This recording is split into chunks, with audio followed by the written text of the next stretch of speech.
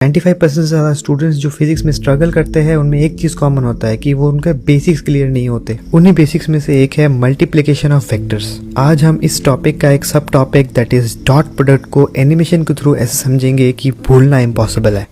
तो सबसे पहले हम लोग बात करेंगे जियोमेट्रिक मीनिंग की। तो ए डॉट बी होता है length of A multiplied by the portion of B along A. इसका मतलब क्या है? तो इसका मतलब ये है कि बी का ए के अलोंग कंपोनेंट लेना है, जो कंपोनेंट होगा उसको ए के साथ मल्टीप्लाई करना है, यही आपके पास ए डॉट बी हो जाएगा। तो एनिमेशन के थ्रू आप समझ पा रहे हैं कि ए डॉट बी जो हो जाएगा वो हो जाएगा ए का मैग्नीट्यूड मल्टीप्लाइड बाय बी का magnitude multiplied by cos theta. अगर आपने रेजोल्यूशन ऑफ वेक्टर पढ़ा होगा तो ये आपको इजीली समझ में आ रहा होगा। तो अब मैं आपको अलजेब्रिक डेफिनेशन एक्सप्लेन करने से पहले एक सिंपल सा एनालॉजी से समझाऊंगा कि अगर a plus B plus C को p plus Q plus R के साथ मल्टीप्लाई करें तो हमको 9 टर्म्स मिलते हैं। ऐसे ही सिमिलरली अगर हम देखें तो अगर a वेक्टर और b वेक्टर का डॉट प्रोडक्ट अगर हम ले तो हमारे पास 9 टर्म्स मिलते हैं। जो अभी हमने फॉर्मूला सीखा उस फॉर्मूला को अगर हम यूनिट वेक्टर्स में अप्लाई कर दें तो हमें समझ में आता है कि i dot i j dot j k dot k equal होता है और जिसका वैल्यू 1 होता है, और i dot j j dot k k dot i सब कुछ 0 होता है। इसका मतलब ये है कि क्रॉस टर्म्स 0 होते हैं। कैसे होते हैं? कैलकुलेशन आपकी स्क्रीन के ऊपर है। तो हमारे सामने सिर्फ 3 टर्म्स बचेंगे।